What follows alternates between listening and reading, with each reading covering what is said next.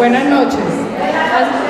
Metrosalud desde la Secretaría de la Mujer las quiere saludar y dar la bienvenida por estar acá con nosotros. Queremos compartir con ustedes unas fechas muy especiales que son referente al género, porque yo, a pesar de estar tanto tiempo en tantas cosas relacionadas con la mujer, no sabía que se celebraba o se conmemoraba el Día Internacional de la Salud de la Mujer Trabajadora. Entonces, lo que hicimos este año es que quisimos partir el evento grande que hacíamos el 8 de marzo en 3 eventos. Los eventos son el 8 de marzo, que es el Día Internacional de los Derechos de la Mujer, el 28 de mayo, que es el Día Internacional de la Salud de la Mujer Trabajadora. Lo habíamos programado inicialmente para el 30 de mayo, pero lo cancelamos porque esa semana tuvimos muchas actividades, la convocatoria salió muy tarde, teníamos pocas personas inscritas, entonces preferimos aplazarlo. Por eso durante esta semana las estuvimos llamando, enviando correos, y quisimos que vinieran a compartir con nosotros y con una persona que tenemos invitada, que es la doctora Gladys Ariza, es funcionaria de Metrosalud y una persona muy importante que ahorita les voy a leer el currículum. También tenemos otra fecha, y es la del 25 de noviembre, que es la no violencia contra las mujeres. O sea que el 25 de noviembre estaremos otra vez juntas para que hagamos una conmemoración a las mujeres que han llegado a que esas fechas sean institucionales, nacionales e internacionales, por la lucha que ellas han dado. Tenemos la compañera Gladys Ariza, ya les conté que es funcionaria de Metrosalud, investigadora. Tiene un libro que se llama De inapelable a intolerable y habla de la violencia contra las mujeres. Es médica, magíster en salud colectiva, doctora en salud pública, docente e investigadora de la Universidad del CES. Bueno, entonces le damos la bienvenida a Gladys y vamos a compartir con ella para que ella nos cuente lo que ha encontrado en la ciudad de Medellín en la investigación que realizó. Bueno, muchas gracias. También muchas gracias pues por venir esta tarde de viernes. La idea que les voy a proponer es que hagamos un conversatorio, entonces yo les voy a presentar algunos aspectos que me parecen importantes de la tesis, y la idea es que luego me hagan preguntas y que se desate un diálogo pues entre todas. Bueno, entonces esta investigación la hice en la Universidad Nacional de Colombia, era mi tesis doctoral en salud pública. Contó con financiación de la Universidad Nacional, también conté con el apoyo de Metrosalud, de la universidad, pues son recursos económicos frescos que se llaman, o sea, dinero, y de Metrosalud pues me brindaron el apoyo para hacer entrevistas, para hacer grupos focales. Algunas de las personas de Metrosalud me brindaron su tiempo en los grupos focales, ese fue pues como el apoyo que se logró, y también tuve el apoyo de una coinvestigadora que no la veo acá, que fue Olga Lucía Toro Vargas. Ella se desempeñaba en ese momento como secretaria, también ella es abogada, y ella fue quien me apoyó pues en esta parte de Metrosalud, en esa figura que se denomina coinvestigadora, y es un apoyo a la investigación pues que se hace. Bueno, esta tesis recibió la mención de laureada en la Universidad Nacional. Y mi directora de tesis fue la doctora Marimelda Ramírez, en dos grupos de investigación, que son el Grupo de Investigación de Violencia y Salud y el Grupo Interdisciplinario de Estudios en Género. Bueno, entonces este es el esquema de los capítulos del libro, ¿no? Uno primero pues de enfoques teóricos, metodología, la parte ética, uno segundo sobre la historia, un tercer capítulo que habla sobre la violencia como un problema de salud pública, un cuarto capítulo que habla sobre una revisión que hicimos en la prensa, en el Colombiano y la Chiva, del 2001 al 2008. El quinto capítulo que trae el resultado de entrevistas en profundidad que se hicieron con hombres y mujeres que estaban en relaciones violentas de pareja en el momento de la entrevista, o que habían estado pues en los años anteriores aquí en Medellín. El sexto capítulo es el que tuvo mayor protagonismo, por así decirlo, de las personas de Metrosalud, porque en ese hicimos, para recopilar la información, grupos focales, es decir, como entrevistas en grupo, que en total fueron 10 grupos focales, 5 de ellos se hicieron en Metrosalud y otros 5 se hicieron en sectores de justicia y de atención psicosocial. Los 5 que se hicieron en Metrosalud se hicieron 2 exclusivamente con mujeres, 2 exclusivamente con hombres y 1 mixto. Porque como este asunto es como tan sensible al hecho de que uno mezcle hombres y mujeres, no es lo mismo hacer entrevistas en grupo para preguntar por la violencia de pareja si están solo hombres o si están solo mujeres o si están mezclados, las respuestas varían. Y el 7º capítulo trata de recoger como todo lo que se miró con la información anterior para tratar de construir una explicación provisional de por qué consideramos que se presenta la violencia en las relaciones de pareja en la primera década del siglo XXI en Medellín, y bueno, por último las conclusiones y recomendaciones. Bueno, entonces, ¿por qué decimos que la violencia en las relaciones de pareja es un problema de salud pública? Por 3 razones fundamentales. Una es su significado social, es decir, esta violencia ocurre, estamos hablando de violencia en relaciones de pareja heterosexuales, no porque no exista la violencia en relaciones de pareja homosexuales, sino porque uno tiene que delimitar el campo de estudio. Ojalá yo pudiera estudiar todas las violencias, contra niños, contra ancianos, entre hermanos, pero uno no puede hacer una investigación así tan sumamente grande porque le queda muy complicado, entonces uno va delimitando el campo de estudio.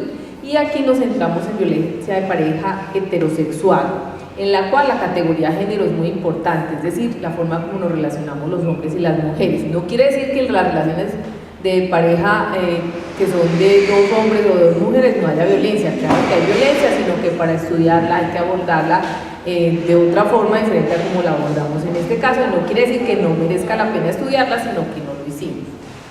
Bueno, entonces la pareja heterosexual es altamente valorada en la sociedad contemporánea, no solamente en Medellín y no solamente en Colombia.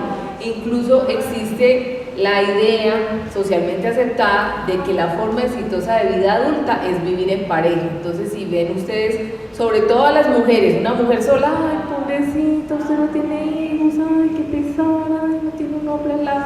Todo el mundo como que se conmueve, ¿cierto? Porque se supone que de la forma exitosa. Entonces, si es tan exitosa, entonces las personas, para tratar de mantener esas parejas, pues muchas veces persisten en relaciones que tienen problemas, entre ellos la violencia, ¿cierto? Porque están tratando de seguir un ideal. Y muchas veces se dice que la familia viene de las parejas heterosexuales. Pues nosotros sabemos que no, que hace la familia gente que se va a vivir junta o del mismo sexo, en fin, pero existe también la creencia que si hay una pareja, debe ser exitosa, debe tener hijos, debe vivir hasta que la muerte los separe, así se hayan casado por el rito gitano. Entonces fíjense todo el significado social que tiene la pareja y entonces por ende la violencia en las relaciones de pareja. El impacto colectivo. Los problemas de salud pública son problemas que afectan a gran parte de la población. Está demostrado, no solo en Colombia, no solo en Medellín, sino en diferentes países, en diferentes contextos, en diferentes religiones, que la violencia en las relaciones de pareja está ampliamente distribuida. Es la violencia de género más común, es la violencia intrafamiliar más común. Yo no quiero decir que no haya violencia entre hermanos, contra ancianos, que no haya de hijos a padres, pero la que estadísticamente mayor número de casos tiene es esta. Y ocasiona gran número de muertes, de feminicidios, de mujeres que son asesinadas por el hecho de ser mujeres, porque hay hombres que piensan que son de su propiedad y entonces mía o muerta, entonces ya no nos podemos separar, usted no puede estar con otro, yo no puedo sospechar que esté con otro. Bueno, y ustedes saben que esas cosas ocurren, entonces tiene un impacto colectivo muy importante. Pero esto, la violencia en las relaciones de pareja, como les voy a mostrar, no es el resultado de la testosterona, no es la biología, no es la genética, no es un designio de mi Dios, ni de fuerzas sobrenaturales, es una construcción cultural, y como construcción cultural entonces podemos tener una serie de medidas, de estrategias para evitarla. Es un fenómeno perfectamente prevenible. O sea, nosotros, por ejemplo, en el sector salud nos le metemos en el rancho a la gente cuando le decimos, venga, usted si va a tomar, no maneje, entréguele las llaves a otro, coma así, haga ejercicio de este modo, cuando tenga sexo use condón, y todas esas cosas son para prevenir problemas de salud. Entonces, ¿por qué no vamos a poder prevenir la violencia en las relaciones de pareja? Es un problema cultural que genera muertes, que genera dolor, que genera enfermedad, que genera discapacidad, también lo podemos prevenir. ¿Y qué más pues de metérsele el rancho a una persona que, por ejemplo, decirle cómo son sus prácticas sexuales? Y nadie alega cuando va al médico y le dice, no, use condón, no sé qué. tómese para planificar eso, nadie alega, pero si alguien le dice a otra persona, no, cuando usted tenga una relación de pareja, tenga en cuenta eso, ahí sí todo el mundo sabe, entre marido y mujer no te has de meter. Entonces mire cómo de pronto son prejuicios, estereotipos que tenemos y que no nos permiten prevenir un problema que tiene tanta significación. Bueno, entonces, hay dos ideas que me parecen muy importantes que nos deberían quedar claras hoy. Una es que en Medellín, en el siglo XXI, ya cada vez más podemos decir que la violencia contra las mujeres y en parte la violencia en las relaciones de pareja contra las mujeres viene siendo objeto de políticas públicas. Todavía no son plenamente unas políticas públicas aceptadas por toda la sociedad, ni ampliamente distribuidas, en esto hay polémica, pero ya cada vez más se ven estrategias a través de instituciones como la Secretaría de las Mujeres que buscan prevenir esta violencia, ¿cierto? Y eso ha sido fruto de la participación del movimiento de mujeres. Eso no fue pues porque un día el alcalde amaneció y dijo, ay, vamos a prevenir la violencia contra las mujeres en las relaciones de pareja.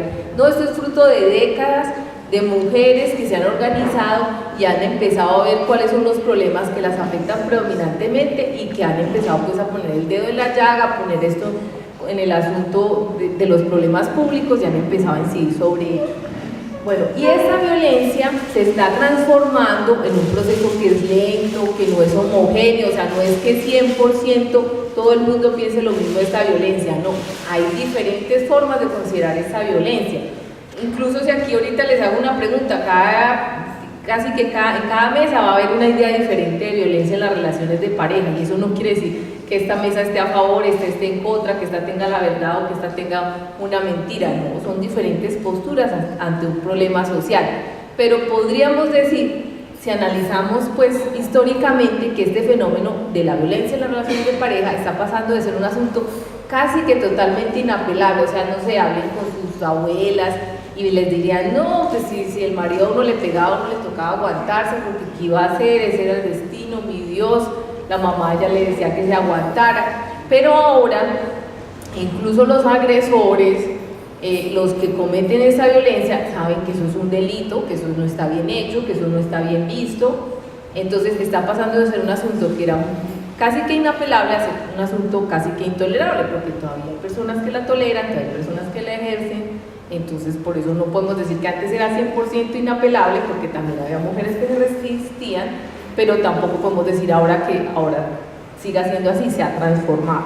Bueno, entonces, ¿dónde nos paramos para hacer esta investigación? Pues era una tesis en salud pública, entonces nos paramos en la salud pública. Bueno, ¿en cuál salud pública nos paramos? Nos paramos en la salud pública latinoamericana, la salud pública que está comprometida pues en transformar las condiciones de la realidad pues de nuestros pueblos. Nos paramos en la psicología social. La psicología social es una tendencia en la psicología donde nace una teoría que es la teoría de las representaciones sociales, y esa teoría nació en 1961, la propuso un psicólogo que se llama Moscovici, de apellido Moscovici, y él lo que dice como a grandes rasgos es que hay ideas que son construidas en grupo, compartidas por un grupo y que guían nuestras acciones y que nos permiten relacionarnos. Por ejemplo, la idea de la madre en la cultura paisa. Si yo les pregunto a la mayoría de ustedes, que son de origen paisa, ¿qué es la madre? Entonces la madre es un concepto de una mujer que es muy venerada, que merece el mayor respeto, que es muy abnegada, que es el centro de la familia, como estas matronas, las abuelas, y todos comparten esa idea de la madre. Pero si nos vamos a una comunidad del Pacífico, pues de pronto también tienen una idea en algunas cosas similares, pero no es exactamente igual a la idea de la madre que tienen en la cultura paisa. Y si nos vamos por allá a un país musulmán, también tendrán una idea de la madre, pero es diferente. Eso es una representación social, porque entonces, fíjense, qué sé yo, las niñas adolescentes están bien aburridas en la casa y dicen, yo quiero ser madre porque eso me va a volver a alguien mejor, más bueno, más abnegado, ¿cierto? Entonces, quieren ser madres. Entonces, guía el comportamiento y permite la interacción. Entonces, para decirle por un compañero, imagínese ese tipo tan malo, le pegó una puñalada a la mamá, no, ya todo el mundo dice, pero es malísimo, y no hay que argumentar más. Entonces miren cómo esas ideas nos sirven para relacionarnos, y no son ideas en espejo de la realidad, no es que yo le tome una foto a una madre y eso es lo que todos tenemos en la cabeza, No, son conceptos que construimos colectivamente y que van cambiando con los años. De pronto la idea de madre en el siglo XXI no es la misma idea de madre en 1950 en esta cultura. Y también nos paramos en el feminismo. Nos paramos en el feminismo teniendo en cuenta que el feminismo es tanto una teoría, una producción de conocimientos, pero también es una acción política a favor de las mujeres. Estamos hablando de violencia en las relaciones de pareja heterosexuales, donde predominantemente las víctimas son las mujeres, o incluso cuando la violencia es de doble vía, las que generalmente llevan la peor parte. Me refiero a las lesiones físicas más graves, las lesiones psicológicas más graves, el mayor número de muertes, el mayor número de suicidios son las mujeres. Y estamos abogando ¿por quién? Por las mujeres. Entonces aquí habrá en Medellín o en el país que no, que el movimiento machista, yo no sé qué, que abogan por los hombres, listo, que ellos aboguen por ellos. Pero acá nos estamos parando a favor de las mujeres, de las víctimas. Y eso pues desde una postura ética que tiene que ver con la salud pública y con el feminismo, y es decir que nos estamos parando pues en la salud pública feminista. Y teniendo en cuenta que todas estas ideas, todas esas representaciones pues circulan en discursos, y esos discursos nosotros los podemos obtener a través de las entrevistas y los podemos analizar, y los discursos ayudan a modificar la realidad. No es solamente que la realidad produce discursos, sino que nosotros con la forma como hablamos, con lo que decimos, también modificamos la realidad. En toda investigación es responder preguntas, ¿cierto? Entonces, estas son las dos principales preguntas que nos hicimos al principio de la investigación. La primera pregunta: ¿de qué manera las especificidades históricas, culturales, sociales y políticas propician la violencia de género en las parejas en Medellín en la primera década del siglo XXI? ¿Y qué representaciones sociales, o sea, estas ideas que yo les decía, predisponen, refuerzan la violencia en las relaciones de pareja? Y eso tiene una intencionalidad, pues después poder proponer medidas de intervención, porque la salud pública tiene una dimensión que tiene que ser como la salud para el público, para los públicos. O sea, lo que se investiga es porque queremos incidir en la realidad. Esto es una investigación cualitativa, o sea que no se basó en recoger cuestionarios o en estadísticas o encuestas, sino que ¿qué fue lo que hicimos? Hicimos una revisión documental y de prensa, o sea, miramos la bibliografía, miramos, como les dije, El Colombiano y La Chiva, hicimos entrevistas en profundidad e hicimos grupos focales que son entrevistas en grupo. Hoy quisiera centrarme en un concepto que emergió de la revisión historiográfica, pero que también emergió, o sea que lo vimos tanto en los discursos que obtuvimos en las entrevistas como en los discursos que obtuvimos en los grupos focales. Y en la revisión historiográfica, a través de la información que ha quedado preservada a lo largo de los siglos en códigos, expedientes de juicios criminales, archivos notariales, testamentos, se puede hacer un seguimiento a esta violencia, porque obviamente el nombre de violencia en las relaciones de pareja es de finales del siglo XX, entonces no podemos irnos pues a un archivo histórico a buscar sumarios de crímenes por violencia de pareja, porque no vamos a encontrar nada. De pronto allá encontramos el nombre malos tratos, sevicias, otros nombres, o nos ponemos a buscar, por ejemplo, los homicidios, y buscamos qué mujeres habían matado hombres, y buscamos ahí a ver si había alguna que era la esposa, para tratar de darnos una idea de qué fue lo que pasó en esos tiempos con respecto a esa violencia, para tratar de hacerle como un seguimiento. Entonces, buscando bibliografía de lapsos breves de los siglos XVI a XXI en algunos países, sobre todo de América y de Europa, encontramos unos elementos comunes y también unas diferencias, y entre esos elementos comunes, el que dio con mayor fuerza fue el derecho masculino al castigo. El derecho masculino al castigo es la potestad que tenía el varón, jefe de familia, propietario, porque no era cualquier varón, ¿cierto? Tenía que tener plata, ¿cierto? De unas propiedades, de disponer, de castigar, de corregir a su esposa, a sus hijos, que eran las hijas y los hijos, a sus sirvientes, a sus animales domésticos.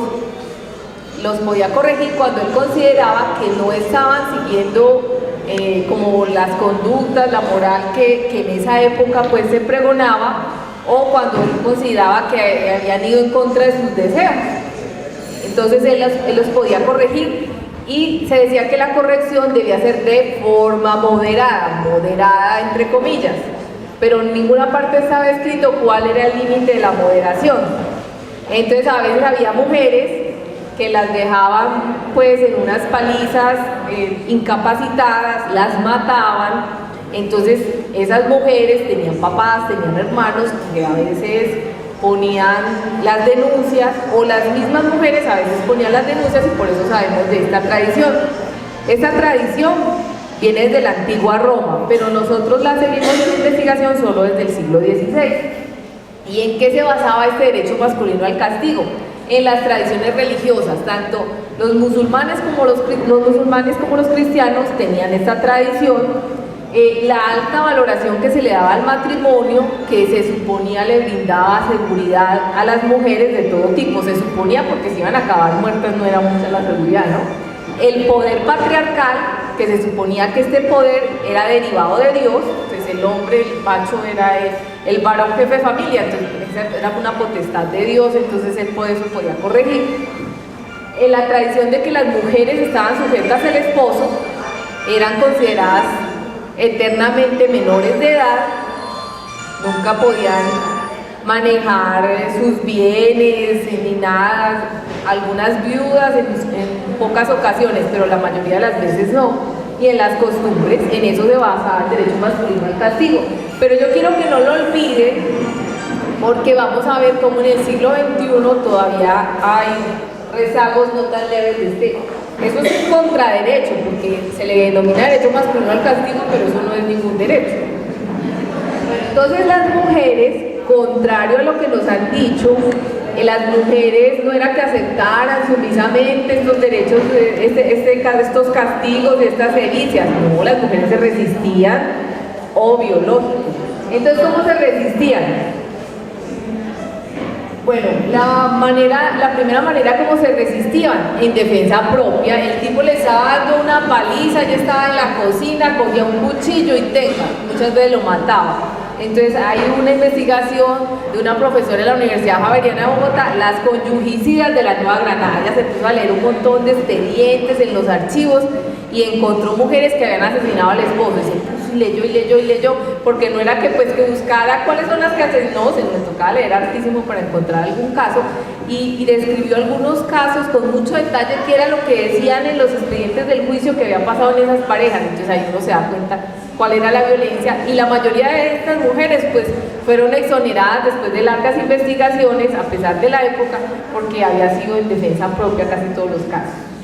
Bueno, ¿qué más hacían? Salían corriendo, gritando, corriendo hasta la casa de la vecina, pues a ver si se salvaban, y cuando llegaban y traspasaban los límites de la propiedad, ahí sí las vecinas o a veces los vecinos las ayudaban, porque si ella no lograba salir de la propiedad del tipo, no la ayudaban. ¿Qué más? Algunas denunciaban, o lo que les decía, sus hermanos, sus papás denunciaban, o ellas mismas. ¿Y qué buscaban? Muchas veces lo que ellas querían era recuperar el control de su dote para poder sobrevivir con sus hijos, ¿no? Y ellas también a veces pedían el divorcio, pero no el divorcio como el que tenemos ahora, sino que el divorcio era la separación de cuerpos. Pero muchas veces cuando ellas ponían esas denuncias las mandaban les decían casas de depósito, y entonces allá esas pobres aguantaban hambre, estaban muy mal, entonces muchas veces ya no iban a retirar la denuncia porque necesitaban como sobrevivir con sus hijos. Y miren qué continuidad con lo que pasa actualmente. Lo que primero hacían los jueces, tanto las cortes civiles como eclesiásticas, era tratar de que la pareja conciliara para restablecer la paz y la armonía en el hogar. ¿Cuál paz y cuál armonía? Porque eso era lo que pasaba. Bueno, entonces, ¿qué pasaba con los excesos? Pues los excesos sí podían merecer algún tipo de sanción. Entonces, había unas sanciones simbólicas, estamos hablando de Europa, lo que hoy es España, lo que hoy es Inglaterra, lo que hoy es Francia, y en estas sanciones simbólicas, entonces se hacían unas burlas colectivas. Entonces, había un rito que se llamaba cencerrada en España, tenía otros nombres en Inglaterra y en Francia, y que consistía en que las personas que transgredían como las normas que hoy para nosotros serían normas de género, como las costumbres, se burlaban de ellos. Por ejemplo, si una viuda se casaba en segundas nupcias con un hombre más joven que ella, le hacían una cencerrada. Pero también lo usaban para los tipos que golpeaban salvajemente, brutalmente, con sevicia a sus esposas. Los que las golpeaban levemente no les hacían nada. Entonces lo montaban a la persona en un burro, mirando hacia atrás, le ponían ropa carnavalesca, hacían ruido como con unos tarros, que son unos encerros, y la paseaban así por toda la comunidad burlándose. Y eso solamente concluía cuando la persona burlada pagaba una multa. Pero muchas veces las personas se sentían tan humilladas con estas encerradas que se suicidaban. Bueno, ¿qué más pasaba ante los excesos? Pues algunos, lo que les explicaba de la conciliación, en algunos casos, cuando el hombre había matado a la esposa, lo condenaban a pena de muerte. Muchos de estos hombres se fugaron, pero algunos pues sí les ejecutaron la pena de muerte por haber matado a su esposa. Pero en otros casos lo que hacían era como un castigo diferencial según la clase, lo que hoy denominamos la clase social del infractor. Entonces, si tenía más dinero, le ponían una multa, una pena pecuniaria. Si tenía menos dinero, le ponían trabajos forzados.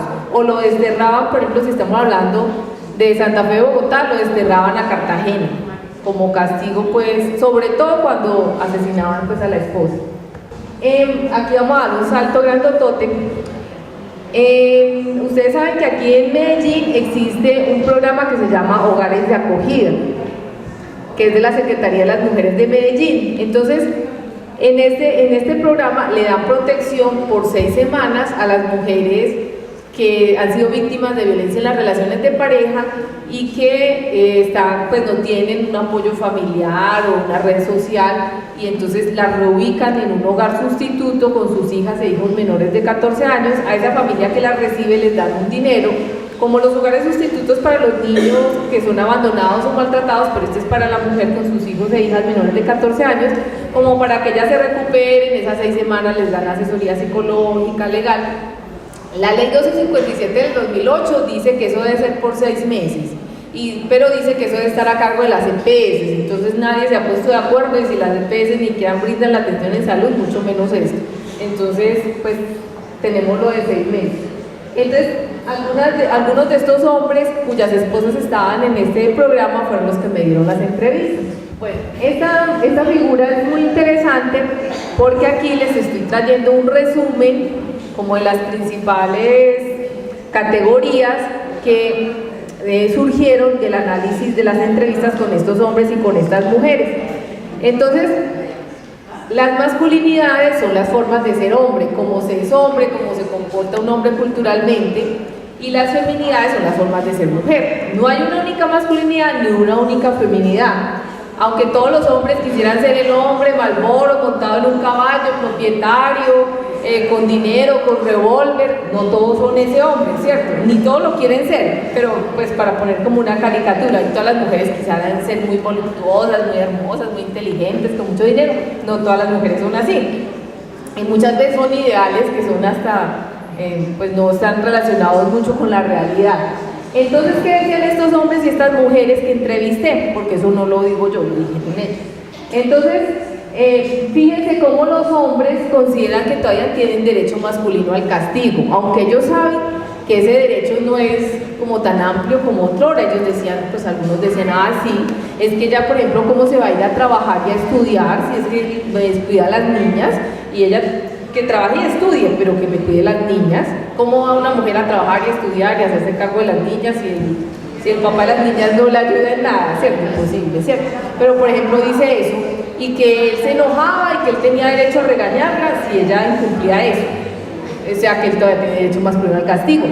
Y las mujeres dicen que los hombres tienen derecho masculino al castigo de los hijos, no de ellas.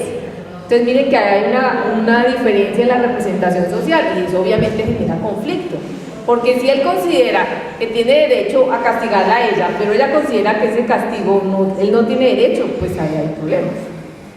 Bueno, ¿qué otro? Para hablarles de otra representación que es muy interesante. Las mujeres, tanto hombres como mujeres, piensan que las mujeres tienen superioridad moral. Eso lo han denominado algunas autoras la excelencia moral. ¿Qué es la excelencia moral? En el patriarcado está la idea de que las mujeres somos las que debemos más seguir las normas y las que tenemos que indicarle a los otros cómo se deben comportar. Entonces nosotras tenemos que abstenernos de las tentaciones, decirle a nosotros cómo se deben cuidar, ser para otros, nunca pensar en nosotras mismas. Pero los hombres se consideran los inferiores morales, ellos mismos. Entonces si ven una vieja en minifalda, en una noche oscura, entonces se tienen que tirar encima de ella porque no se pudieron contener porque son los inferiores morales. Pues eso no es cierto, pero eso es como la idea que hay, no estoy diciendo que eso sea así. Entonces, por ejemplo, ¿qué pasa eso? ¿Cómo se traduce eso en una relación de pareja? Son las 3 de la mañana, la madrugada del 16 de cualquier mes, y llega el tipo borracho con pintalabios en la camisa y sin un peso, porque él no se pudo contener, tenía mucha plata, y entonces los amigos lo invitaron a salir y se gastó toda la quincena. Y entonces la señora, como se siente superior moralmente, le dice, ¿pero qué hiciste? Y empieza pues a decirle pues todo lo que ella piensa que él se merece por ser un inferior moral y llegar a esa hora en esas condiciones.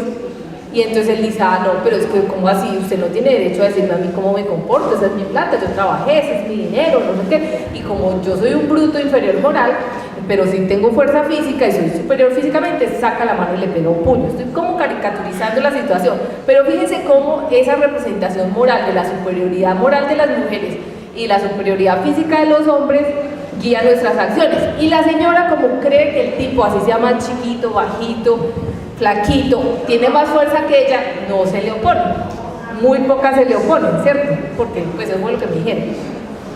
Entonces fíjense, porque si pues no, así uno sea más chiquito, uno se le puede oponer a alguien grande, en las artes marciales se explican cómo y todo, ¿cierto?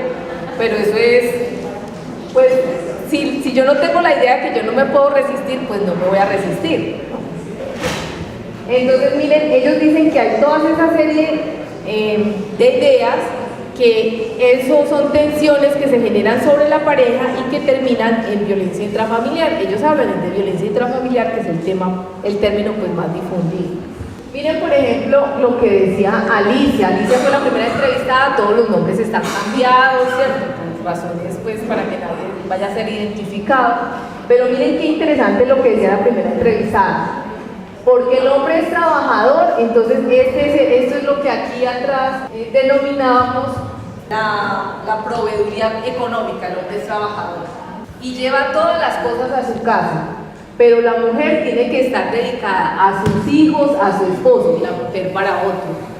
Estar pendiente de ellos, y ellos no valoran eso, son los inferiores morales. El trabajo de la casa no lo pagan, si lo pagan con amor y respeto. Ella espera por su sacrificio amor y respeto, pero parece que no lo logra. El hombre puede ser fuerte, la superioridad física, pero es más fuerte la mujer, la superioridad moral, porque la mujer está ahí cuando la necesitan, su mamá, su hermana, su amiga, su novia. Fíjense que ella no se define como Alicia, como una mujer, sino ella está siempre en función de un hombre, ¿cierto? Su mamá, su amiga, su hermana, su novio.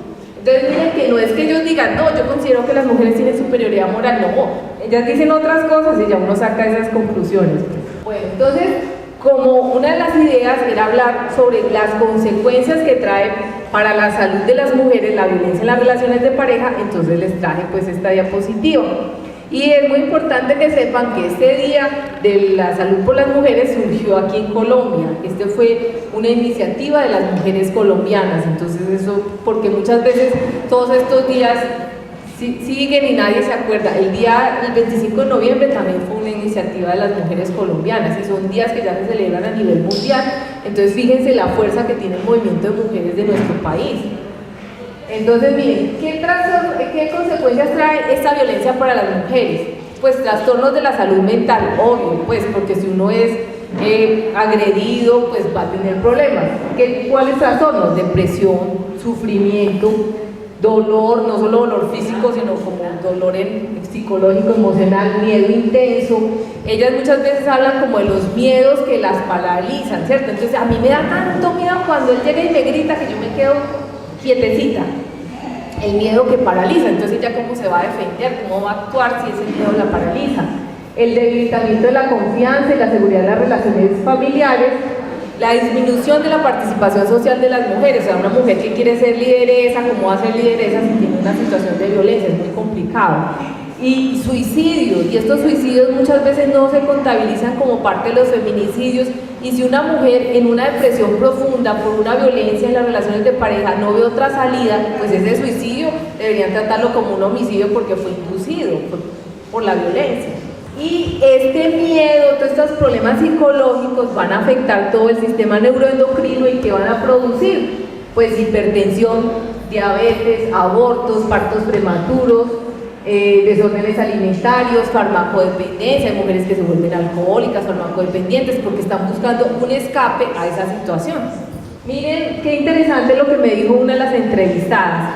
Esta mujer, les cuento, vivió 18 años con el agresor abusó de ella en todos los sentidos, física, psicológicamente, económicamente, sexualmente, y también de sus hijas, que eran hijas de él. El tipo pues, y ella le ponía denuncias y no lo procesaba. Bueno, ella me contó toda la historia. Entonces, al final de la entrevista le preguntábamos qué medidas preventivas pensaba ella que se podían tener. Entonces ella me decía, ¿cómo se podía evitar? Por eso fue lo que yo le pregunté. Ahí sí me quedaba como difícil. Digo yo, pues siendo conscientes de lo que está pasando y darle término a una relación así, ¿no? Ella misma pues pensando, ya llevaba 3 años separada del agresor, tenía una nueva pareja y estaba pues rehaciendo su vida. Que no siga como me pasó a mí, que esperando esto, que de pronto los niños van a hacer conmigo de esta manera, que va a faltar la autoridad de él, sino que cuando realmente uno ve alguna cosa sea consciente y vea el daño que se está haciendo y que vea que las cosas no pueden seguir así. No seguir metido en un problema de esos que no le trae nada de beneficio sino en contra. Y esa reflexión se la había hecho ella, pues. Miren lo que decía uno de los hombres, agresor, pues. Como la señora estaba pues en el programa de hogares de acogida, entonces él decía, el psicólogo es muy bueno, él estaba en tratamiento psicológico y él había accedido a ese tratamiento porque él tenía la esperanza de que la señora lo perdonara y pudiera volver con ella. Le da a uno como esa orientación y si uno se siente confundido, entonces le da a uno como salida desde el principio, como que uno, bueno, quedé sin hijos, quedé sin mujer. Se le amaneció un día y no estaba la señora, no estaban los hijos y él pensó que nunca se iban a ir porque ya no tenía dinero para ese programa y entonces fue y entonces lo dejó, le movió el piso. Entonces, ¿qué? Sin familia. Entonces él me dijo, el psicólogo, dele tiempo al tiempo, esperemos a ver, esto es un proceso, a veces dura el mes y medio, las 6 semanas que duran acá. A veces ellas vuelven como si nada, a veces no quieren. Puede que a las 6 semanas después de que salgan acá se vuelvan a hablar. O sea, él no tenía ni idea qué iba a pasar y estaba sumamente preocupado y sumamente asustado. Bueno, y para que hablemos ahorita, yo les estoy pasando así brochazos muy rápidos porque en aras del tiempo y para que podamos hablar. Para que hablemos un poquito de los grupos focales, o sea, estas entrevistas en grupo y vamos a hablar un poquito de lo que se dijo en Metrosalud. Tranquilas que todos los nombres están cambiados, entonces no vamos a identificar a nadie. Bueno, entonces, ¿cuál fue la categoría que emergió con mayor fuerza en los grupos focales? La de casos significativos. Entonces, teníamos una guía de preguntas, además de la abogada que me estaba colaborando, Olga Lucía, contratamos una antropóloga para que nos ayudara en estas entrevistas en grupo. Y entonces hicimos una guía de preguntas y en esa guía de preguntas estaba, bueno, qué casos significativos de violencia en las relaciones de pareja usted ha atendido. Y cuando teníamos los grupos de solo mujeres, nosotras queríamos indagar por la violencia que estas mujeres habían atendido. Había médicas, psicólogas, trabajadoras sociales, cajeras, auxiliares de enfermería, enfermeras, pues había múltiples tipos de ocupación, de múltiples unidades, no eran de una única unidad, bueno. Y entonces, cuando estaban solas, nosotros les estábamos preguntando era por los casos que habían atendido, pero cuando ellas estaban solas, oh sorpresa, empezaron a hablar de la violencia que ellas mismas habían sufrido. Todas las que les estoy hablando, ninguna dijo que no había sufrido violencia. Entonces una decía, ay sí, yo ahorita les pongo algunas declaraciones de ellas. Entonces nosotros íbamos a indagar por la violencia que habían atendido, cuando ellas mismas se reconocieron como que habían sido víctimas de la violencia. Entonces ahí creamos una categoría que se llamaba ellas y nosotras, ¿cierto? Y los hombres, tan raro, a ninguno le había pasado violencia de pareja o había ejercido violencia de pareja, pero sí el primo, el papá, el hermano, el tío, el amigo. ahí le queda a uno la duda, ¿cierto? Si fue que ninguno se atrevió a contar o si fue que de verdad, de casualidad, bueno, entonces había unos de esos casos que eran leves, otros casos que eran graves, y de los casos de sí mismos, o sea, los de las mujeres y los hombres que decían que eran cercanos, habían unos que eran de sí mismos y otros que eran pues de alguien cercano. Pero era muy interesante porque incluso las mujeres que habían sufrido violencia nunca veían a la mujer que atendían violentada como una igual, siempre la veían como la más boba, la más débil, la que no iba a ser capaz de salir de la violencia. En cambio yo sí, más inteligente, con más recursos, con más educación, yo sí pude salir, pero yo no creo que esa salga. Entonces así es muy complicado uno atender a alguien que uno de entrada está pensando que como que no es tan ser humano como uno, ¿cierto? Lo ideal es uno ponerse como de tú a tú, eso es otro ser humano como yo, que también puede tener violencia y que posiblemente pueda salir adelante, porque entonces hay que tratar de empoderarla para que pueda salir de esa violencia.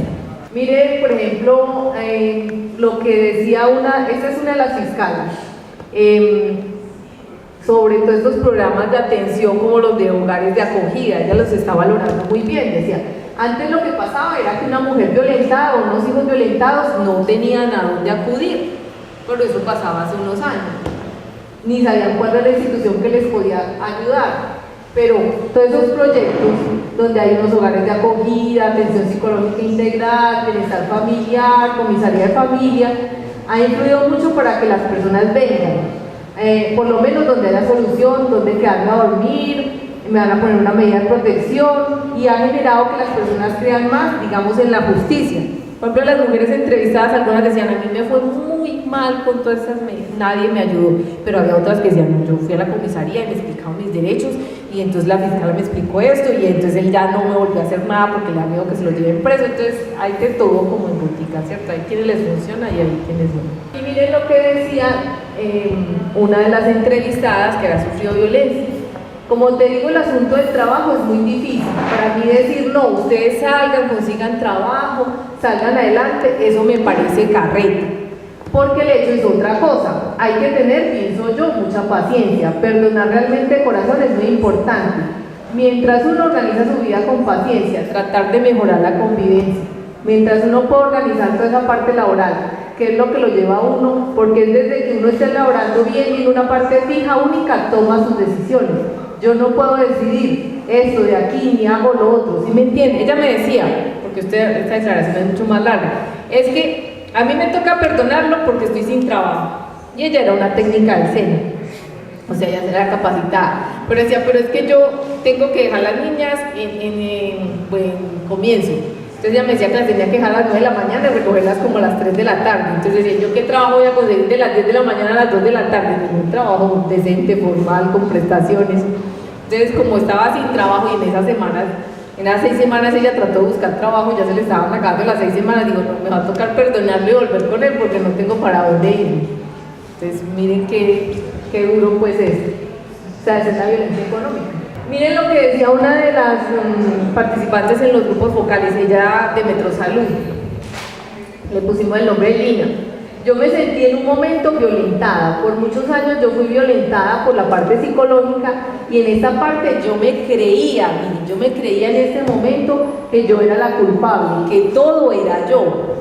Cuando llegó el momento en que me paré en el piso y dije, es que yo estoy permitiendo que me hagan a mí sentir esto, que yo no soy esto, ¿y cómo? Si yo soy como una chispa. Entonces ya decía, yo me volví triste, apagada, y bueno, ella finalmente dejó al agresor y nos contó pues toda la historia. Mire lo que decía esta otra funcionaria. Igual que Adriana y Lina, yo también viví una situación de maltrato psicológico y por momentos un poquito físico. Imaginen cómo dice un poquito físico. Con mi primer matrimonio fue una relación desastrosa, pero así francamente desastrosa. Ella enfatizaba con las manos.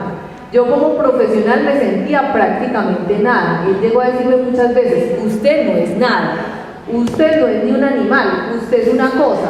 Entonces yo me la creía, miren lo mismo que decía la otra, yo me la creía. Así sinceramente me la creía. Para mí no fue fácil salir de ahí. Entonces miren, oh sorpresa, porque yo no me imaginé, o sea, cuando yo las convoqué, yo no tenía ni idea que ellas habían sufrido violencia. Entonces, usted me convocó por la violencia que yo hacía. Yo no sabía, porque usted era tal y trabajaba en tal parte y tenía tantos años, porque es una selección como muy al azar, pues la que uno hace para eso. Pero mire que lo que está diciendo, Adriana y Lina ya habían contado las historias de violencia, pues los nombres todos cambiados. Entonces, en conclusión, no hay unanimidad, ¿cierto? Hay diferentes posturas, pero sí hay unas tendencias al cambio y hay resistencias políticas, ¿cierto? Ustedes saben que todavía la mayoría de políticos son muy patriarcales, muy androcéntricos, incluso algunas políticas. Ustedes no se acuerdan de una representante de aquí que dijo que si mi marido me pega será por algo, con lo del bolillo y todo eso. Bueno, hay acentuaciones regionales. Hay acentuaciones regionales aquí, desafortunadamente, figuras como esas similares a la de Pablo Escobar y demás, que son como figuras sumamente violentas, no solamente en las relaciones sociales, sino en las relaciones de pareja, que imponen uniones de pareja forzadas en los barrios, y eso se vuelve como referentes para algunos hombres jóvenes. Pero afortunadamente hay una ética social emergente, civil, laicista, ¿cierto? Y el movimiento feminista, a través de la divulgación en publicaciones científicas, en publicaciones en medios de comunicación, del activismo, pues han empezado a poner este problema mucho más en los medios de comunicación y en la opinión pública. Y cada vez se admite más, eso lo dijeron muchos de los participantes en los grupos del sector justicia, se admite que hay una corresponsabilidad, o sea, no solo de los dos integrantes de la pareja, eso no es un asunto de solo ellos dos, es un asunto de sus familias, es un asunto del Estado, es un asunto de las instituciones, de toda la sociedad, porque una mujer no puede salir adelante si no tiene apoyo de su familia, de las instituciones, de la sociedad, si no tiene trabajo, si no tiene seguridad social. Y esa violencia se puede evitar porque sus causas, con sus condiciones estructurales, están ancladas en lo cultural, en el terreno de lo subjetivo y en los contextos históricos, políticos y económicos. Entonces, el análisis y la intervención requiere la participación de toda la sociedad. O sea, no es no seguir con esa idea que entre marido y mujer no te has de meter, no, hay que meterse. Sobre todo que hay que salvar las vidas de esas mujeres y que hay que evitar que esos hijos e hijas pues tengan esas consecuencias de esas relaciones de violencia en las parejas. Esta es la carátula del libro que les mencionábamos. Miren, y eso me lo mandaron por correo electrónico anoche. En El Espectador ayer salió esta noticia: Navigadas en el Nombre del Señor, una organización en Estados Unidos que promueve que los hombres castiguen a las mujeres, y es que para volver a las costumbres cristianas, y que imagínense, esto es el derecho masculino al castigo. Y entrevistaron a un hombre de una asociación que se llama Asociación Machista de Colombia, y decía que qué pesar que esto no había llegado a Colombia. O sea que ese derecho masculino al castigo que pensábamos que ya estaba enterrado, está muy vivito. Pero asombroso. Sí.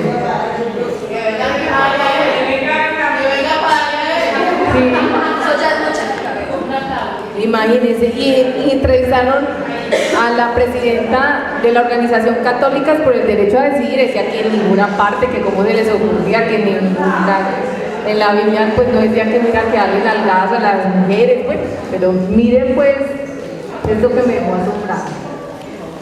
Bueno, entonces de aquí quiero darles la palabra a ustedes, observaciones, preguntas, comentarios. Cuando hablan como de violencia, las violencias de género, las violencias en pareja, y más cuando nosotros somos trabajadoras de la salud, a veces nos da dificultad reconocer que la violencia también nos ha atravesado, ¿sí? Que como mujeres en alguna parte de nuestra vida la hemos sufrido, incluso desde que nacemos. Recuerden que cuando nosotros nacemos, casi que nos dicen de obediencia al padre. Yo lo que voy a decir lo voy a decir por mi familia. En mi casa había mucho miedo a mi papá, yo no sé por qué, pero mucho miedo. Y es ese respeto que infundían las madres. Cuando llegaba el papá, que era el proveedor, la mamá era la que estaba en la casa con los niños, a uno le decían: Chito, que su papá está descansando, Chito, que su papá está leyendo. La carga más grande era para él. y digamos las mujeres también nos fueron preparando para ser amas de casa. Yo recuerdo cuando estaba estudiando, mi papá le decía a la señora del servicio: cuando lleguen del colegio me hace el favor y les enseña a ser amas de casa. Y yo fui muy buena ama de casa. O sea, a mí no me da dificultad. Yo no tengo problemas con hacer los oficios domésticos porque yo fui preparada para eso, aunque mi papá también quería que yo estudiara, pero también me prepararon para eso, para ser ama de casa. Y cuando uno se pone a mirar en la cultura, bueno, ¿y cómo más lo preparan a uno en el juego? ¿Qué nos dan a nosotros? La muñeca, la cocina. Entonces nos van dando todos esos juegos de niñas. En el colegio a mí me enseñaron puericultura, me enseñaron cómo cambiar un niño. Y yo a mis 10 años ya quería tener una niña. Y ya tenía nombre para esa hija. Me casé a los 17 y medio. Y tuve mis 2 hijos y cumplí un rol perfecto de ama de casa. Pero muy feliz, porque también fui atravesada por la violencia. Y cuando hay hablan de lo del miedo, no es tan fácil, porque es que hay muchas maneras de dominar. Digamos, si uno es joven, lo dominan con la plata, porque entonces uno piensa, bueno, si yo me separo, ¿qué hago? ¿Quién cuidará de mis niños? ¿Sí? Y por ejemplo, en mi caso, yo estaba estudiando y decía, no, cuando termine la universidad, entonces yo lo dejo.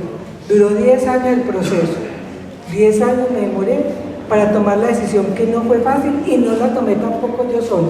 O sea, no logré madurar a tal sentido de decir, esta es la vida que no quiero y me voy a separar. Me empujaron, prácticamente me dijeron, bueno, entonces tomé una decisión, digamos que empujada. O sea que a veces, digamos, no es tan fácil para uno tomar decisiones que son radicales. Aún habiendo violencia en la casa y conociendo mi familia de la violencia, era tanta la inseguridad que siempre me decían, para mí fue más duro separarme que haber convivido sus años, porque todo el mundo me vino encima. No estaba trabajando, estaba terminando la universidad y me decían, oíste, y entonces, ¿y los muchachos? ¿Y quién les va a pagar el colegio? ¿Y quién les va a dar tal cosa? ¿Y quién tal? Y está segura, y si va y se te daña. Pero mira que el papá es muy importante. Afortunadamente ya había encontrado como esa fortaleza que a veces necesitamos las mujeres, y por eso es tan importante el tejido social. Las redes sociales son muy importantes, las redes familiares, porque son esas las que le ayudan a uno a que la decisión que uno tome, no la tome sola y sin saber uno de dónde va a pegar, porque si uno no trabaja necesita gente, pues ¿quién le va a ayudar? Afortunadamente yo conté pues también con una red familiar, pero no fue fácil la separación, porque fuera de eso también entendí otra cosa, cómo ejercen el poder sobre uno. Y lo primero que hizo fue quitarme la plata del mercado y la plata del colegio y la plata de la casa. O sea, que yo me separé y me quedé sin dinero. Y esa es una de las violencias que también ejercen los hombres para someterlo a uno. Entonces imagina uno, saber que tiene que pagar colegio, que tiene que comer, que tiene que pagar casa. Entonces por eso las mujeres tampoco aguantamos tan fácil eso. Lo digo en mi caso, que no estaba trabajando, pero cuando yo llegué al hospital encontré también muchos casos de compañeras siendo muy maltratadas, y yo me ponía a pensar, bueno, entonces no es lo económico, que yo pensaba que era lo económico lo que lo ataba a uno también, o no. Hay cosas también más allá, hay cosas que no solamente es lo económico, y yo pienso que en eso tenemos que reflexionar. ¿Qué tanto de la cultura nos ha penetrado? ¿Qué tanto esa parte cultural donde nos dijeron que es que las mujeres teníamos que ser aguantadoras, y aguantamos por los hijos? Porque conozco compañeras que han soportado matrimonios duros y no ha habido violencias físicas, pero sí violencias psicológicas, sí violencias patrimoniales y desde lo económico, y las he visto aguantar por los hijos. Y yo pienso que eso es muy atravesado en nosotras las mujeres, siempre aguantando hasta que los hijos crezcan. Primero, porque consideramos que no tenemos las condiciones materiales para que los hijos vivan la vida que nosotros quisiéramos que vivieran sin necesidades. Y segundo, porque también nos han enseñado que para un hijo es muy importante tener el papá y la mamá. Entonces yo pienso que en eso también nos tenemos que reflexionar, porque a veces es muy difícil uno entender que ha sido atravesado por la violencia. Y si a esto le metiéramos el abuso sexual, digamos, encontraríamos muchas más cosas. Y cosas que han quedado como dentro de lo privado. Porque mire, lo que pasa en la casa siempre nos han dicho, eso es de aquí, déjenlo aquí. Porque la ropa sucia se lava en casa. Eso no tiene por qué saberlo nadie. Y la dificultad que tenemos para poder expresar eso, cuando estamos en los grupos terapéuticos, poder expresar o que fuimos abusadas, o que fuimos violadas, o que fuimos violentadas. Entonces, cuando uno empieza a mirar toda historia de vida, pero no solamente nuestra historia, sino nosotros vamos recogiendo las historias de nuestras mamás, de nuestras abuelas, de nuestras tías, vamos encontrando que en esta cultura hemos sido muy marcadas por todas las violencias.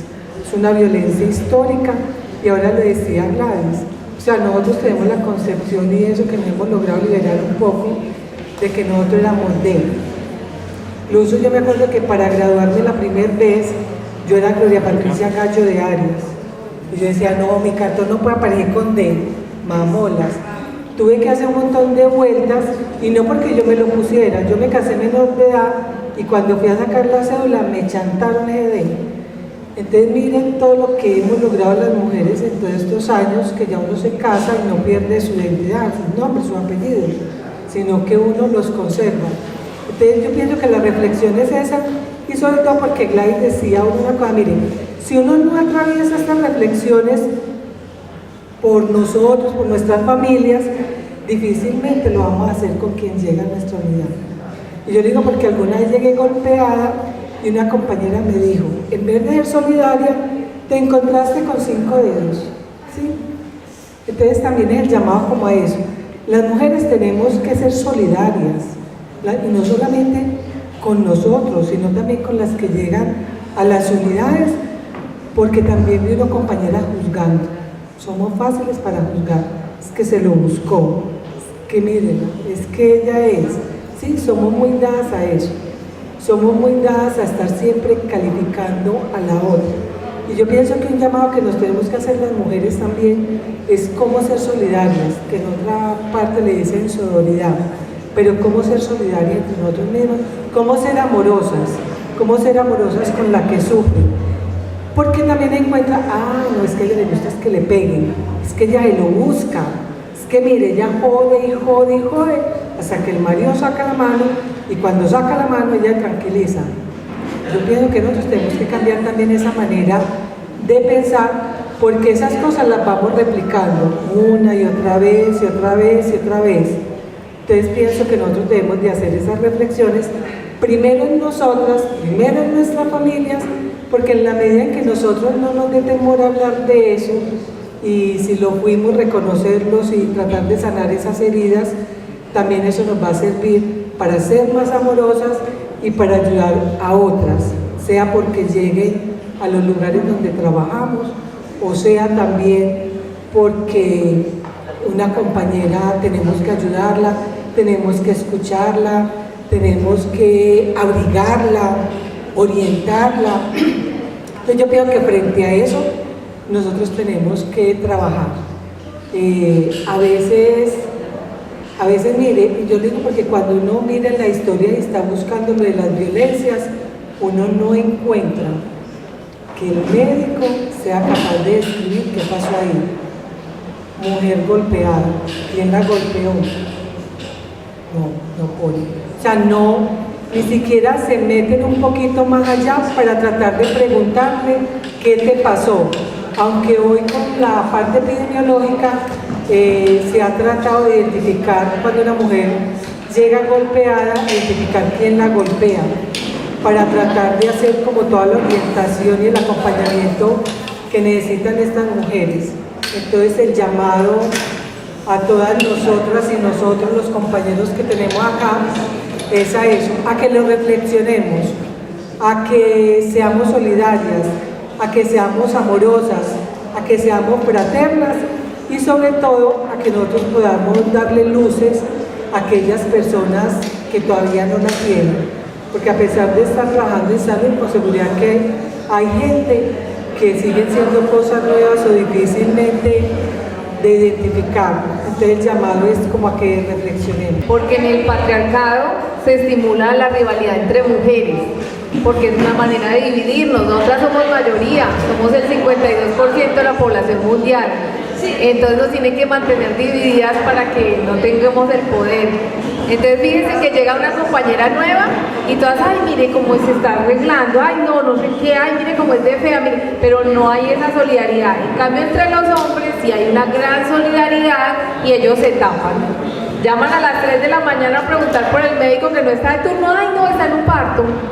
Si contesta otro hombre, ¿cierto? Porque ellos todos se tapan, no importa quién sea, si lo conocen, si no lo conocen. Entonces, el movimiento feminista se habla que las mujeres tenemos que ser sororarias, que eso viene de una palabra en inglés que se llama sisterhood, que es como hermandad, ¿cierto? Sobre es hermana. Entonces, que estimulemos la sororidad, o sea, que nosotras nos apoyemos. Por el hecho de ser mujer, apoyémonos. Entonces, debemos de estar viendo como el defecto de la otra, de estarle haciendo ese comentario como que si se estrelló con un puño, pues por lo menos dele un abrazo, ofrézcale ayuda, pero que si pues cómo se va a burlar uno de una situación tan grave. Entonces, de pronto eso es como una reflexión para que estimulemos la sororidad y nos apoyemos y realmente podamos romper todos esos techos de cristal que hay y llegar al poder y llegar al poder con una conciencia de género para ayudarnos entre todas, no pues para rivalizar. ¿Alguien más quiere hacer un aporte? Nosotros tenemos un apartamentico arrendado en un segundo piso. Yo estaba en el centro, cuando llegué yo estaba la policía. Entonces me dijo mi hermano, siquiera que llegaste para que resolvas este problema. Y yo dije, pero ¿qué problema? ¿Usted con quién está peleando? Entonces me dijo, no, es que en el segundo piso el muchacho le está pegando a la niña, que no tiraban puertas, tiraban de todo. Entonces le dije yo, ¿cómo así? Cuando subí, me dijo la policía, no, esto es cuestión de pareja. Usted no se meta porque nosotros que somos policías estamos arreglando esto. Entonces, pero un momentico, ¿qué le pasó a la niña? Entonces el tipo estaba afuera. Entonces le dije, vea, usted es puertorriqueño. Aquí en Colombia estamos en la campaña de que no podemos pegarle a las mujeres. Entonces usted se va a meter en un lío muy grande con la policía porque usted es extranjero y le está pegando a una niña que inclusive está en embarazo de él. Yo me asomé así, la niña estaba en la cama llorando cuando le dije, ¿te pegó? Entonces ella me dijo, sí me pegó. Entonces dijo, mentiras, que yo no le he pegado. Dijo la niña, sí, él me pegó y me pegó muy duro. Entonces ya la policía me sacó de la niña. Para eso estamos nosotros, es problema de pareja, nosotros vamos a organizar esto. Yo tengo entendido que al puertorriqueño le pidieron el pasaporte, le pidieron todo, sobre todo el tipo sí quedó muy asustado. Pero después me quedé un rato ahí, cuando la policía sale le dije, la muchachita, ¿lo van a detener a él o no? Porque le pegó muy duro, es una niña que está en embarazo. Cuando me dijo, no, es que ella no quiere que se lo lleven. Entonces, mire que las mujeres peleamos y como dicen muchas veces debajo de la cama también, debajo de la cobija arreglamos las cosas. Entonces la niña dándole duro en embarazo, ella sola, sin quien la protegiera y no dejó que al tipo se lo llevara a la policía. Por ejemplo, este delito ha pasado muchas veces de ser querellable a no ser querellable, o sea, que solamente se procesa por poner una querella, por poner una denuncia, a no procesarse sin necesidad de poner una querella. Un delito no querellable es un homicidio. Aparece el muerto y nadie tiene que decir, ay, ese era familiar mío, me da favor, investigan, sino aparece el muerto, el cadáver y tienen que investigar. Pero la violencia en las relaciones de pareja, en este momento es un delito que no es querellable, o sea, que la policía ahí cometió pues hizo algo mal que no deberían haber hecho porque ellos se han debido llevar al tipo. Ese cuento que lo tienen que coger infraganti, ¿quién va a coger infraganti a alguien a las 3 de la mañana en la casa? Eso es carreta. O sea, el tipo se lo han debido llevar, pero por esa falsa solidaridad masculina, los policías no pusieron en práctica las normas y las leyes vigentes y no se lo llevaron, porque entonces no era que ella dijera que se lo llevaran, pues ellos se lo tenían que llevar y ya a un juez o algo dictaminaba si lo dejaba libre, pero ellos se lo tenían que haber llevado esa noche. Miren que ahí cometieron una falta. Una primera reflexión es parte de una experiencia en un barrio donde mandaban los armados, que eran en lo fundamental hombres, y que llegó un momento en que esos desarmados se desmovilizan y entonces se abre como un espacio muy importante para las mujeres y su participación social, desde la condición de que los hombres, que en buena medida eran los que dirigían los grupos armados, se desmovilizan. Primer elemento que me parece muy importante, o sea, se abre un escenario para que las mujeres participen, ¿cierto? Pero o sea, un fenómeno muy particular. Promovemos una lista para la participación política. Hicimos una lista al Consejo solamente de mujeres. Y es lamentable decirlo, un barrio donde el 52% eran mujeres, muy poquitas mujeres votaron por esas mujeres que todas eran muy valiosas. Primera reflexión.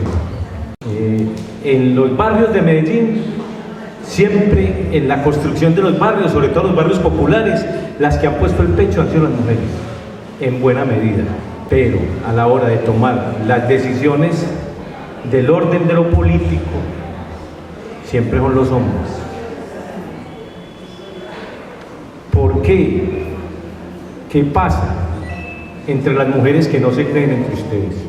Y les digo también, confieso, es muy distinto una relación con un hombre, una relación de par, que con una mujer.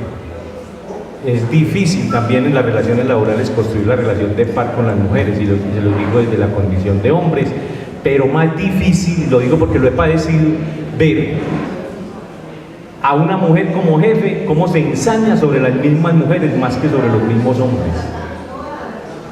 ¿Qué hay ahí de fondo? Y una última reflexión que tiene que ver con un asunto que yo creo que hoy es muy importante en la sociedad, o sea, y en Medellín. Yo creo que en Medellín hoy estudian más las mujeres que los hombres. Y no solo a nivel de primaria, secundaria, sino a nivel de educación superior. Estudian más las mujeres que los hombres. Pero además, hay más grupos de mujeres porque las mujeres desde hace rato están pensando. O sea, no es que hace 5, 10 años, hace más tiempo que las mujeres están pensando y los hombres poquito nos estamos pensando como hombres. ¿Sí? Muy poquitos grupos de hombres, pero sí muchos grupos de mujeres. Y uno encuentra, particularmente me tocó siendo profesor del ITM, encuentra que la señora que entraba a clase a las 6 de la mañana y salía a las 12 del día, cualquier día fue a decirme que no podía volver a clase por lo que decía la investigadora, porque el marido le dijo que no le iba a volver a colaborar porque ella le había abandonado los hijos. El marido le dijo, no le vuelvo a dar 5 centavos porque usted me está dejando los pelados desde las 6 de la mañana solos para irse a estudiar. ¿Sí? Ahí quiero introducir una reflexión que es, si este problema de cambios y de educación es solo con las mujeres o si es muy importante con los hombres. Entonces, la observación es, mujeres, ojo en esa labor de reproducción que hacemos con nuestros hijos, ojo en esa labor de reproducción que hacemos en nuestros hogares, cómo colocamos también a los compañeros y a los hijos a que empiecen a cumplir con ese rol para que nos liberen condiciones para poder ejercer mejor nuestro rol como mujeres. No, lo primero es felicitar a Gladys pues, por ese trabajo tan bueno, que nos vea y todo. Un abrazo muy grande porque es un trabajo que todos debemos y todas deben hacer en este proceso de cada vez llenarnos de argumentos para las luchas cotidianas.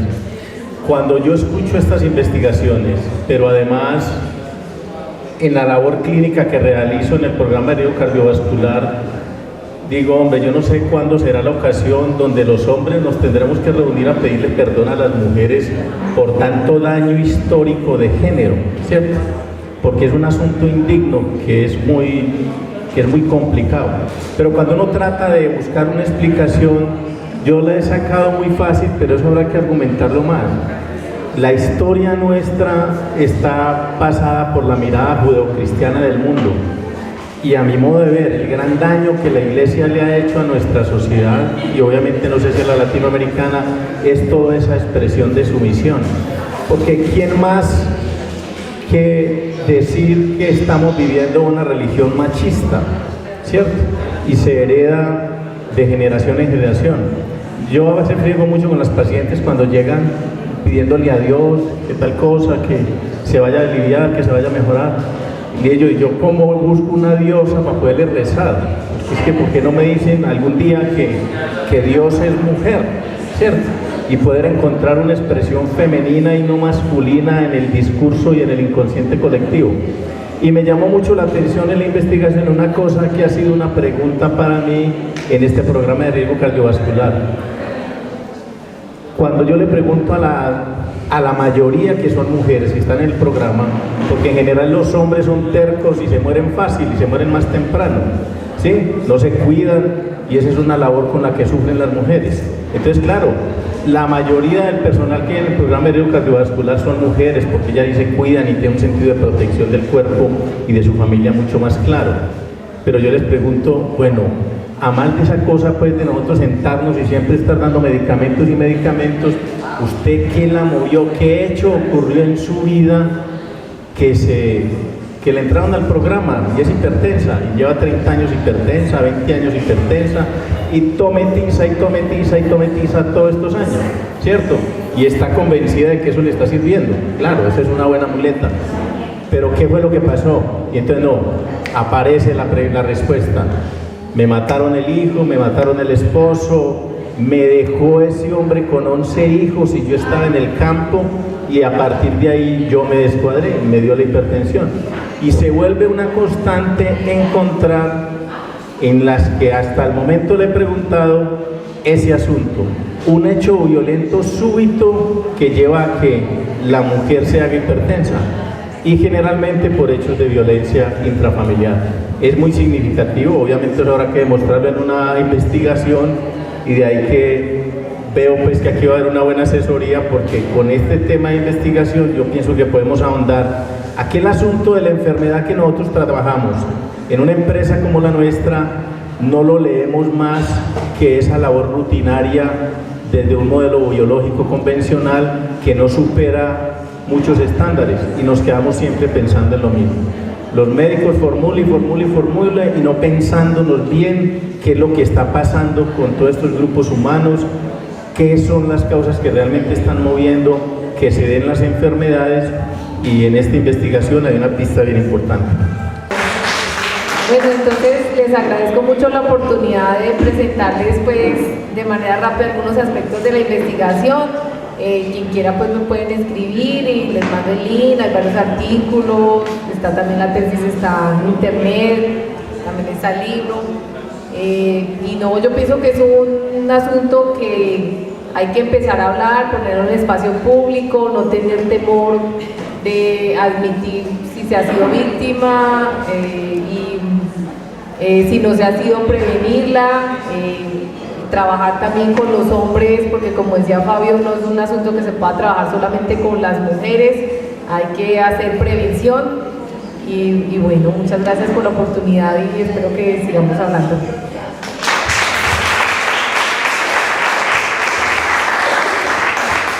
Bueno, desde Metrosalud le damos las gracias a Gladys Ariza. Esperamos poderla volver a traer y que comparta con nosotros parte de sus investigaciones. Muchas gracias y ahora sí vamos a oír un poquito de música para que nos relajemos un poquito. Muchas gracias por haberme en los días que nos hicimos.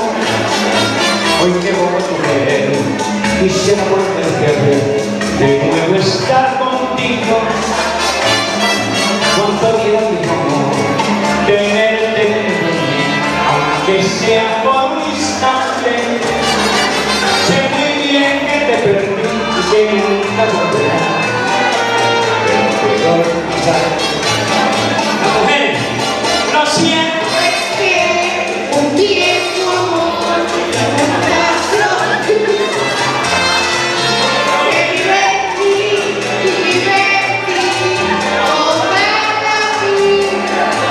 cuánto diera tener que devolver, aunque sea por un instante. Sé muy bien que te perdí y que nunca volveré, pero no puedo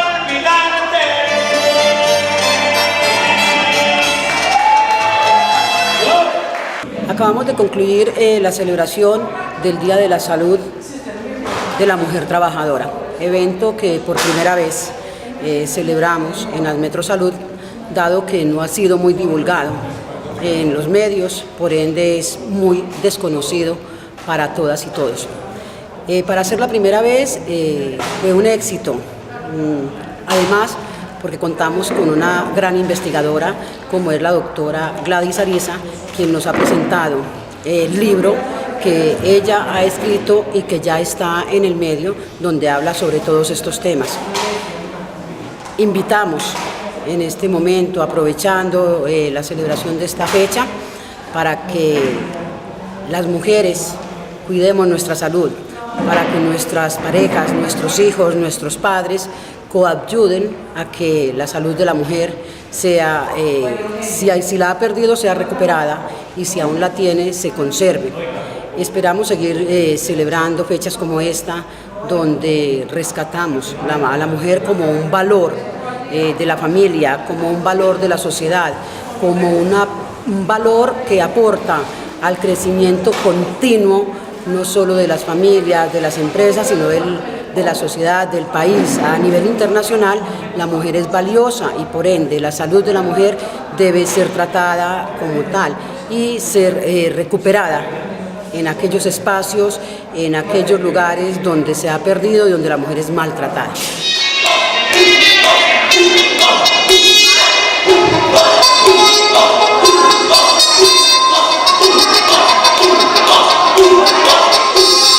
Vengo a pedirle a Dios